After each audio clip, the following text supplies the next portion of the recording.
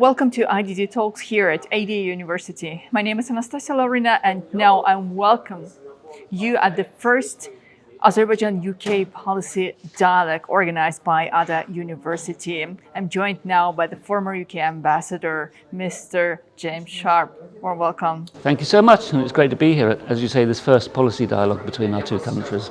Indeed, this is a very important event for two countries to deep the cooperation in different spheres. We have here the ambassadors, the representatives of the business and politics. Therefore, indeed, this is a unique possibility. Yeah. So let me start with a question about the key outcomes for you from these events, especially in this new geopolitical reality we see in the region.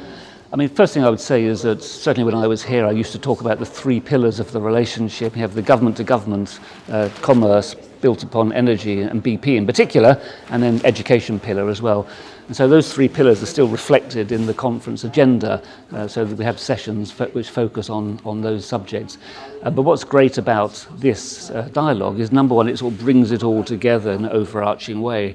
And it also then brings new people to bring new ideas, sort of fresh thoughts about how we can develop the relationship further in those three pillars, but also beyond that as well. So it just feels like it is a fantastic initiative by, especially by Fariz Ismailizada, with two hats, with the ADA hat and of course his deputy hat and chair of the Azerbaijan British Parliamentary Group. So I'm really happy to be here at this inaugural one. What I've heard so far has just been really interesting thoughts from different voices, and I just hope we'll be able to continue this dialogue. As a former diplomat and ambassador, how do you see where two countries can deepen their cooperation, especially now because Azerbaijan is no longer only energy partner for the United Kingdom? Yeah, absolutely. I mean, some of the remarks I made was that we need to stop thinking about Azerbaijan just as Azerbaijan, because as you said before, the world has changed quite dramatically, and we need to look at it much more in a regional context.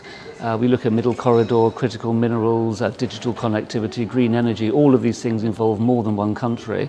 Also, of course, now with the peace agreement with Armenia coming ahead, I think that the opportunities in the South Caucasus will open up as well. So the Foreign Office and the British government and the British companies now need to start to think about Azerbaijan in that broader context. And so that's really, I hope that something will come out of the meetings today and yesterday.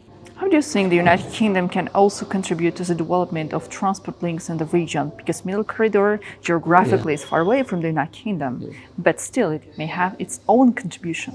Well, I mean, a lot of transport corridors are far away from the United Kingdom, but nevertheless the UK is a trading nation, an investing nation, and therefore transport links in all parts of the world are really important to our economic security.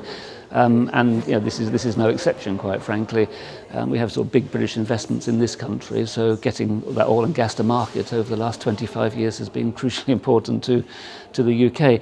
And I think that what's very interesting now is, as I mentioned, the opportunities that start to open up, and how we then look at it, the region as the greater Caspian region, how Central Asia links into Azerbaijan and the Middle Corridor is really important. How we look at the Caucasus, and one thought I've had is that everyone's talked about the 3+3 regional format with Azerbaijan, Armenia, Georgia, and then Russia, Iran, and Turkey. That doesn't sound so great to us, of course, and I just think that now that the US is clearly looking in the region again, we saw that fantastic summit in Washington just a few weeks ago. Now the European Union is starting to sort of look back at this region, engage with Kazakhstan, engage with Azerbaijan again. I think these are important signals, and it kind of feels to me, for the UK, if we can then sort of create a new 3+3, US, EU and UK, working with the three regional countries to develop transport infrastructure, to develop tourism, develop regional collaboration, that seems to me is a really positive way forward. You said Kazakhstan. Indeed, the interest of the European Union and United States in cooperation with the Central Asian countries are also growing. Absolutely. And you also said about the agreement reached in Washington on 8th of August with an participation of three leaders, the Prime Minister of Armenia, President of Azerbaijan, and President of the United States of America. As a diplomat, how would you assess those achievements? What is a key difference from all of those discussions we had before? Well, I think it's a continuum, really. It was clear that Azerbaijan and Armenia were talking bilaterally. It's clear that they were very close to agreement on the peace treaty, it's clear that they were having some discussions, at least, on border delimitation and on the Zangezur corridor, or the Nakhchivan link or trip, whatever you want to call it now.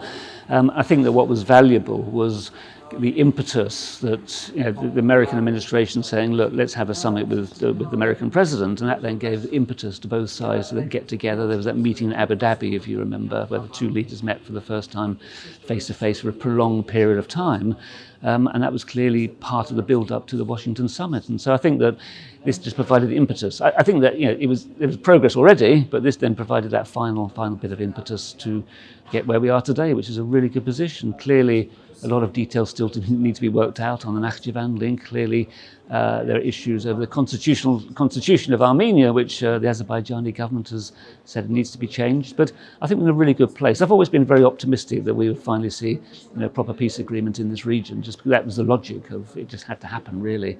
And I'm just really, really pleased to see how much positive movement is taking place, and I just feel really good about it.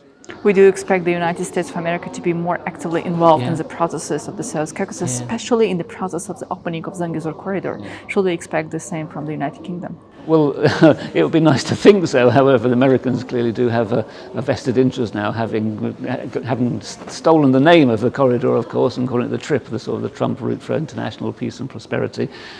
So they do, as you say, they do have a special role now, and I think that's very, very valuable because it to actually help underpin the fact that it will now take place. And so it's great that the two sides, Azerbaijan and Armenia, have been able to negotiate bilaterally, agree things bilaterally, but then having that extra impetus, potentially funding from the US and maybe from the EU to then help build more infrastructure and communication links in the region. That's the important thing now. Well, Ambassador, thank you so much. It's a thank pleasure. you for your contribution. Always a pleasure. It's always a pleasure. Thank you.